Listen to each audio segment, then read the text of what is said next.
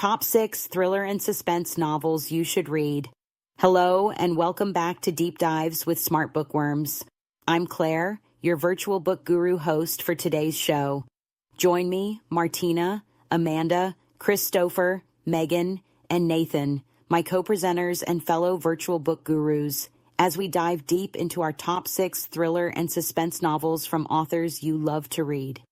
In today's episode, we'll be diving deep into 6 astounding books by 6 legendary authors: The Lottery and Other Stories by Shirley Jackson, The Orphan Choir by Sophie Hannah, The Scarlet Gospels by Clive Barker, It by Stephen King, Something Wicked This Way Comes by Ray Bradbury, Flowers in the Attic by V.C. Andrews. So let's dive deep into today's deep dive, our top 6 mystery and crime novels from authors you love to read. Hi, it's Amanda, and I'm going to tell you why you should read The Lottery and Other Stories by Shirley Jackson. It's one of those books that totally messes with your head in the best way possible. Jackson is just brilliant at taking ordinary situations and making them so creepy and unsettling. There's something about the way she writes that gets under your skin and stays there. So, the book is a collection of 25 short stories, and each one is like a little masterpiece. Jackson has this incredible talent for creating an atmosphere where everything feels just slightly off. Most of her stories are set in everyday places, small towns, family homes, little shops, but she manages to make them feel so eerie. Like in The Lottery, for example, it starts off on this sunny, cheerful day where the whole town is gathering for this annual event, and then, well, I won't spoil it for you, but let's just say it's horrifying. The contrast between the normal setting and what actually happens is just genius. Jackson's characters are so real and flawed. She's amazing at showing the darker sides of human nature, like their fears, prejudices, and little cruelties. Kids in her stories often see things more clearly than adults do, which is fascinating. There's this story, The Intoxicated, where a teenage girl totally sees through the adults around her. It's like she gets how messed up they are even though they don't. And then there are stories like After You, My Dear Alphonse, where you see these casual, everyday acts of racism through the dialogue of the characters. It's so subtle, but so powerful. Speaking of subtlety, Jackson is the queen of it. She doesn't go for jump scares or anything over the top. Instead, she builds this slow, creeping tension that makes you feel uneasy without knowing why. Her prose is so clean and precise. She doesn't waste a single word. And the endings, oh man, they're often ambiguous or leave you with more questions than answers. But that's what makes them so haunting. Like in The Tooth, this woman goes on this weird, almost dreamlike journey because of a toothache, and by the end, you're left wondering what was real and what wasn't. It's wild. There are so many standout stories in this collection. Obviously, The Lottery is the big one. It's a classic for a reason. It's about the dangers of blindly following tradition, and honestly, it'll make you question everything about groupthink and conformity. Then there's The Demon Lover, which is about this woman whose fiancé just disappears on their wedding day. It's so creepy and sad and makes you feel her desperation. Flower Garden is another great one, all about how outsiders are treated in a small community. And, 7 Types of Ambiguity is such a clever story set in a bookstore. There's this guy who's obsessed with a book he can't afford, and the ending is just so satisfying. What I love most about this collection is the way Jackson explores really deep themes without hitting you over the head with them. She looks at conformity, the darker side of human nature, and even paranoia, all while keeping the stories grounded in everyday life. There's this underlying tension in so many of the stories, like you're just waiting for something terrible to happen, and it usually does, but not always in the way you expect. It's so thought-provoking. Her writing style is so smooth and elegant. It's the kind of writing that looks simple on the surface but has so much depth to it, and she's so good at pacing. Some stories build up slowly while others hit you with a twist out of nowhere. Either way, you're hooked from start to finish. Honestly, this book isn't just about being creepy or unsettling. It's also about what it means to be human, with all our flaws and fears. If you like stories that challenge your perceptions and leave you thinking about them long after you've finished, this is the book for you. Plus, the variety in the collection means there's something for everyone, whether you like psychological suspense, subtle horror, or just really well-written short fiction. So yeah, The Lottery and Other Stories is an absolute must-read. It's the kind of book you'll want to talk about with everyone you know. 5 stars, hands down. You've got to check it out. Have you ever heard of a book called The Orphan Choir by Sophie Hannah? It's one of those creepy psychological thrillers that messes with your head, but it's also her first dive into supernatural territory. Let me tell you, it's absolutely chilling. Perfect for some late-night reading, if you're brave enough, that is. So, the main character, Louise Beeston, is basically living a nightmare. She starts hearing this eerie music, choir singing, but it's not just any choir. It's boys' voices, and it feels like they're everywhere, but here's the kicker. No one else hears it. Not her husband, Stuart. Not the neighbors. Just her. It's like she's caught in some twisted episode of The Twilight Zone. Louise and Stuart live in this quiet London suburb, where everyone mostly keeps to themselves. But Louise is really struggling. Her son, Joseph, is off at boarding school, and she misses him like crazy. It's not just regular mom stuff either. She's obsessing over it, which probably isn't helped by the fact that Joseph sings in a boys' choir. So, she's got all this emotional baggage, and guess where she channels it? Their next-door neighbor. This guy, she nicknames him Mr. Fahrenheit, after that Queen song, is basically her personal nemesis. He's young, wild, and throws these loud parties that go way past bedtime. I mean, picture Freddie Mercury's anthem blasting at full volume at 2 a.m. Louise is not having it. She even reports him to the Cambridge City Council. They send someone named Pat Jervis to take her complaint seriously, which sounds like progress, right? Wrong. After Louise complains, the neighbor cranks it up a notch. Now he's playing choir music late at night just to torment her. And since Joseph is in a choir, the whole thing feels like a sick joke. But here's where it gets really weird. Nobody else hears it. Stuart's just like, "Sure, honey, whatever you say," and the other neighbors don't notice a thing. Can you imagine how maddening that would be? It's like gaslighting turned up to 11. Eventually, Louise has had enough and decides to find some peace and quiet. She convinces Stuart to buy a second home in this gated community called Swallowfield. It's got these super strict rules about noise and behavior, so it seems like the perfect escape. Except it's not. The music? Yeah, it follows her there. At this point, you're like, is this supernatural? Is it all in her head? Or is there something else going on? Sophie Hannah keeps you guessing the entire time. The way Hannah writes Louise's descent into madness is brilliant. You really feel her frustration and paranoia, and the pacing is spot on. It's a slow burn, but it never drags. Every chapter adds another layer of tension, and you're just dying to know what's real and what's not. Oh, and get this. Sophie Hannah's so good at this psychological stuff that the Agatha Christie estate actually picked her to write a new Hercule Poirot novel. How cool is that? Anyway, The Orphan Choir is definitely worth a read. It's unpredictable, eerie, and perfect if you're in the mood for something that'll give you goosebumps. Just don't read it when you're home alone. Trust me on that one. Hello, fellow bookworms. Want to hear about this book I just finished? It's Clive Barker's The Scarlet Gospels. Seriously, it's like a full-circle moment for anyone who loves horror and dark fantasy. You know how Barker kind of disappeared for a while. Well, this book is him coming back strong. It's like he's reminding everyone why he's a living legend in the genre. So, quick history. Back in the 80s, Barker exploded onto the scene with the Books of Blood. That's where Stephen King said, "I'm literally tongue-tied because Barker's writing was just that good." For a while, he kept delivering stories, novels, even movies. But then, like what happens with a lot of horror authors, there was this overkill of adaptations. Not all of them were great. Remember Hellraiser? That's based on Barker's novella The Hellbound Heart.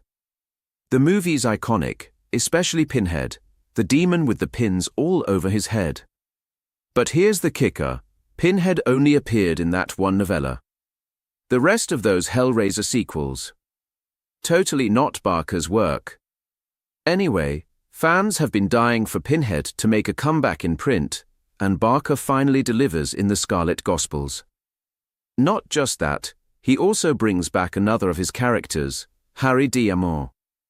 D'Amour's this tough-as-nails private investigator who deals with supernatural stuff. He was in one of Barker's earlier stories, The Last Illusion, which was turned into the movie Lord of Illusions.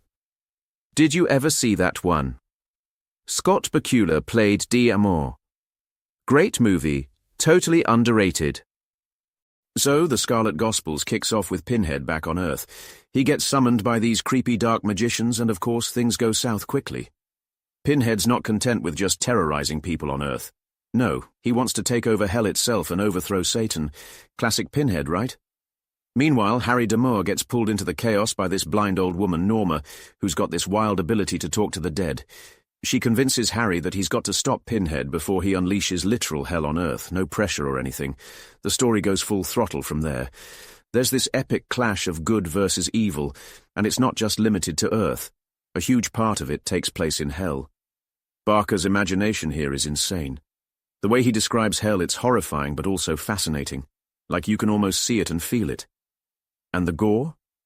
Oh, it's there. Barker's not holding back at all. Some scenes will stick with you in the best, or maybe the worst, way possible.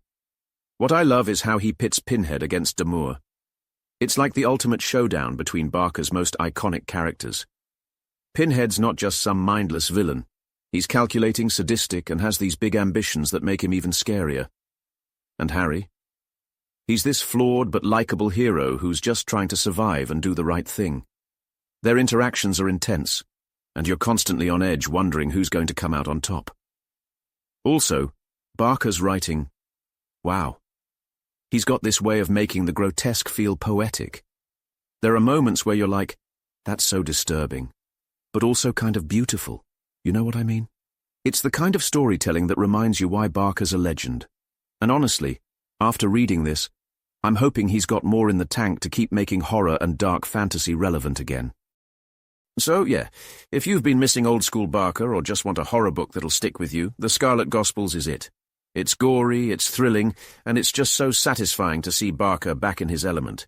You've got to check it out.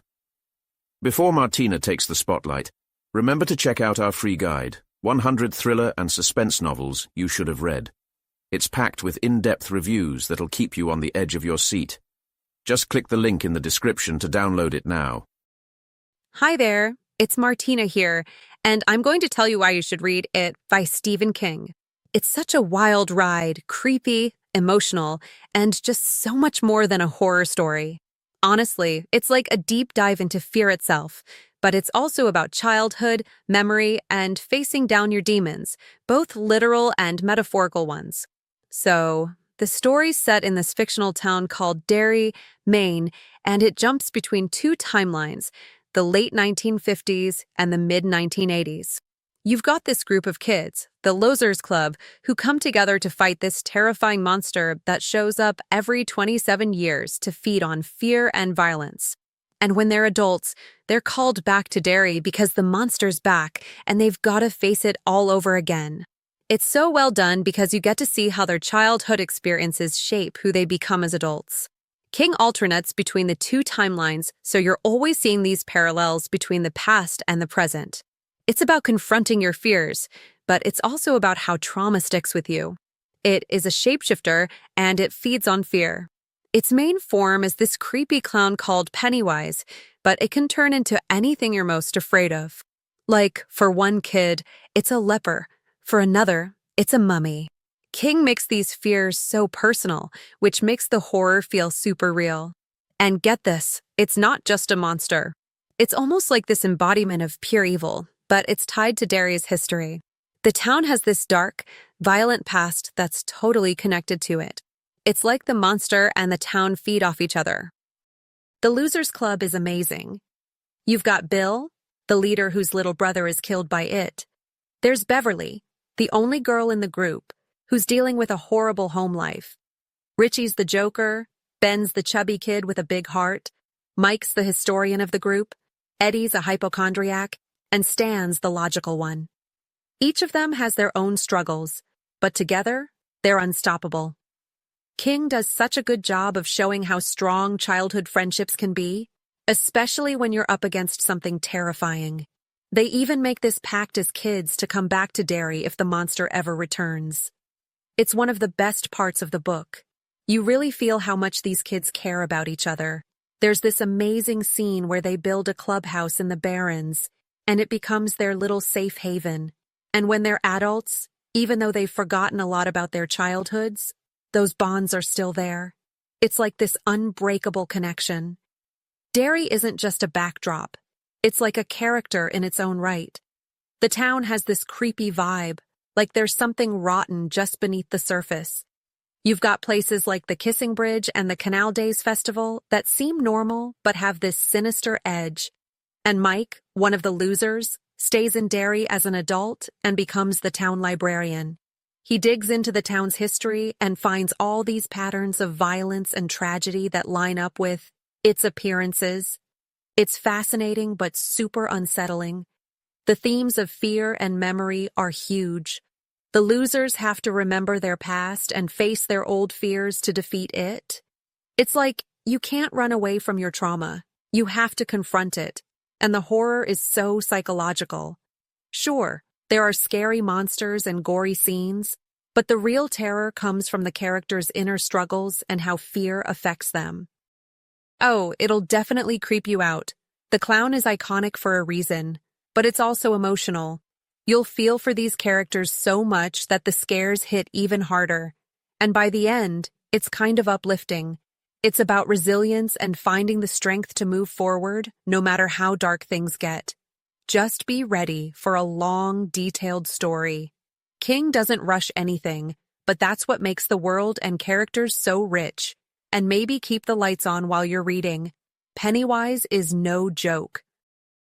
Megan here to tell you why Ray Bradbury's Something Wicked This Way Comes should be on your TBR list. Omen, it's not your typical coming-of-age story, it's so much more than that. It's got this mix of creepy vibes, thought-provoking themes, and a story that just sticks with you long after you're done. Seriously, it's the kind of book that makes you think about life, temptation, and even what it means to grow up. So, let me set the scene for you. It's this small, quiet town in October. You can almost feel the chill in the air. But then this carnival rolls into town, and let me tell you, it's not like any carnival you've ever seen. Bradbury's writing is so vivid. The ordinary streets, the library, which should feel safe, even those places start to feel off, like the town itself is holding its breath. And the carnival. Oh, it's both mesmerizing and totally unsettling. You can picture the lights, the music, the creepy rides, but there's something darker lurking beneath it all. The story revolves around two best friends, Will and Jim. These two are such a great pair, but they're so different. Will's the cautious, responsible one, the type of kid who always does his homework on time, you know. Then there's Jim, who's adventurous, curious, and maybe a little reckless. Their friendship is the heart of the story, and it's tested in all sorts of ways as things start to go sideways. You really get invested in their bond, especially as the carnival's weirdness starts pulling at them in different directions. It's like Bradbury is saying, hey, growing up is tough, but it's even tougher when you're up against some seriously dark forces. Now, speaking of dark forces, let me tell you about Mr. Dark, the guy who runs the carnival. He's unsettling, to put it mildly. He's charismatic, powerful, and you can't quite figure him out. He's like that villain you love to hate. He's got this whole temptation vibe going on, and he knows exactly how to manipulate people's desires. And the rest of the carnival crew? Equally creepy. There's the Dust Witch, the Illustrated Man, and a bunch of others who are just wrong in the best possible way. They're like a nightmare you can't wake up from but also can't look away from. But it's not just about scary carnivals and creepy characters. The book dives deep into themes like good versus evil, the dangers of unchecked desires, and even the complexities of growing up. It's not preachy, though. Bradbury's way too smart for that. He kind of leaves things open-ended, so you're left mulling over what it all means long after you finish. It's one of those stories that makes you think about your own life, your choices, and what you really want. And the writing? Oh, it's gorgeous. Bradbury's style is so poetic, but not in a way that feels over the top. He'll describe something like the wind or the night, and suddenly you're completely transported. It's not just a story you read, it's a story you feel. The pacing is perfect too. Just when you're getting lulled into these quieter, reflective moments, boom, he hits you with a burst of action or suspense. You're constantly on edge, wondering what's going to happen next. Honestly, if you're looking for a book that's a little spooky, a little magical, and a whole lot thought-provoking, this is it. It's not a quick, breezy read. It's a book you'll want to take your time with, soaking in all the details and layers. And it's one of those stories that sticks with you, you know? Like, you'll be thinking about the carnival, the boys, and even Mr. Dark long after you've put it down. So yeah, if you haven't read it yet, you should totally give it a shot. It's got everything. Mystery, suspense, heart, and a touch of the uncanny. Plus, it's Bradbury, so you know it's going to be brilliantly written. Let me know if you pick it up. I'd love to hear what you think. Nathan here to round off our top 6 thriller and suspense novels you should read. I've just finished Flowers in the Attic by V.C. Andrews. It's one of those stories that creeps into your head and just stays there, you know. It's totally haunting and so messed up, but in a way that you can't stop thinking about. Let me tell you all about it. So, the story is told by this girl, Kathy Dollanganger. At first, her family seems totally picture-perfect. 2 loving parents, Kathy, her older brother Christopher, and their adorable younger twin siblings, Corey and Carrie. Everything's sunshine and rainbows until their dad dies in this awful car accident. And then, everything just falls apart. Like, the kind of downward spiral you can't look away from. Their mom, Corinne, is left broke, so she takes them to her rich parents' creepy mansion, Foxworth Hall. Here's the catch.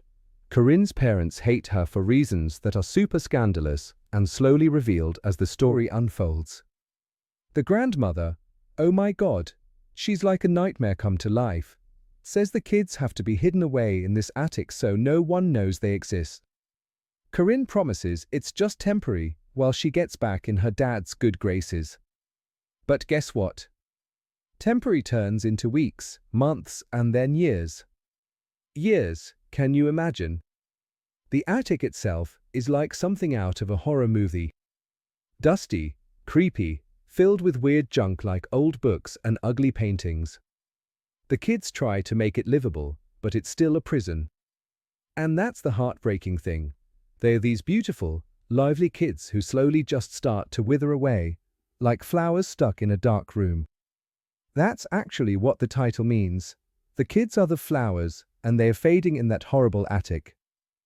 The atmosphere is just so oppressive.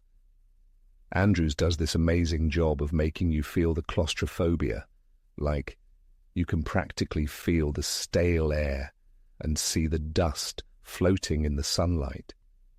And the contrast between their miserable attic existence and the lush, extravagant life happening just outside their door is infuriating. It really drives home how unfair everything is. The themes. Where do I start? First, there's greed. Corinne's obsession with money is the whole reason the kids are stuck in this nightmare. She's willing to sacrifice everything, even her own children, to get back into her dad's will. Then there's betrayal. Kathy and her siblings believe in their mom at first, but let's just say she doesn't exactly live up to the Mother of the Year award. It's gut-wrenching to see how far she'll go to prioritize herself over them. And the kids themselves, they're amazing. Kathy is the narrator, and you really feel her pain and her strength. She's trying to hold everything together, look after her siblings, and not lose her mind, while also grappling with her own growing understanding of how messed up their situation is. Christopher, her older brother, is like the rock of the family. He's smart, resourceful, and always trying to protect everyone, even though he's struggling too. The twins, Corey and Carrie, are heartbreaking. They're so innocent and sweet, and you just want to scoop them up and rescue them. Oh, and the grandmother, she's straight up terrifying. Imagine someone who uses religion as a weapon to justify being cruel. She's constantly punishing the kids for just existing, and her presence looms over everything like this dark cloud. As for Corinne, the mum, she's such a complicated character. You hate her for what she does, but at the same time, you kind of get why she's so desperate for approval and money. Still, it's no excuse for what she puts those kids through. Andrew's writing is so vivid. She has this way of making you feel like you're right there in the attic with Kathy and her siblings, experiencing everything they're going through. It's emotional and intense. There are moments that feel a bit over the top, but honestly, it's part of what makes the book so addictive. It's like a gothic soap opera, dark, dramatic, and impossible to look away from. The ending, oh man, I don't want to spoil it, but let's just say it leaves you desperate for the next book. You're left with so many questions and this burning need to know what happens to these kids after everything they've been through. It's not a neat or happy resolution, but it's powerful. So yeah, if you're into dark, twisted family dramas with a gothic vibe, you have to read Flowers in the Attic. Just be prepared to get totally sucked in and feel all the feelings. It's one of those books that stays with you long after you turn the last page. And there you have it, 6 astounding books by 6 legendary authors. The Lottery and Other Stories is a collection that showcases Jackson's talent for writing eerie and unforgettable stories. Her stories are not just about horror, they're about the human condition and the dark places within us all. The Orphan Choir is never predictable and makes for some chilling late-night reading. I don't think Sophie Hannah will remain under the radar much longer, as she has just been tabbed by the Agatha Christie estate to pen a new Agatha Christie novel. What follows is classic Clive Barker. His eternally fertile imagination and ability to create visual horror that will stick inside your darkest nightmares is well evident in the Scarlet Gospels, and the border between sanity and insanity is crossed several times. Stephen King's It is a sprawling, epic, and deeply unsettling journey into the heart of fear itself. This is not just a horror story, but a complex exploration of childhood trauma, memory, and the insidious nature of evil. Ray Bradbury's Something Wicked. This Way Comes is not your typical coming-of-age story. It's a chilling, captivating tale that delves into the alluring and terrifying nature of desire, the seductive power of the unknown, and the enduring strength of friendship. Flowers in the Attic is a dark and unforgettable novel that explores the depths of human depravity and the resilience of the human spirit. The novel's enduring power lies in its ability to create a chilling and unsettling experience that remains with the reader long after the story concludes. Have you read any?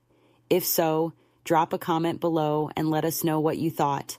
And if you haven't, do they sound like a must-read for you? If you enjoyed today's deep dive, don't forget to hit the like button, subscribe for more book deep dives, and share this video with your fellow book lovers. Don't forget that full in-depth reviews are available from our free 100 thriller and suspense novels you should read. See the link in the description below to grab your copy today. And until next time on Deep Dive with Smart Bookworms, keep reading, keep growing, and we'll see you in the next one.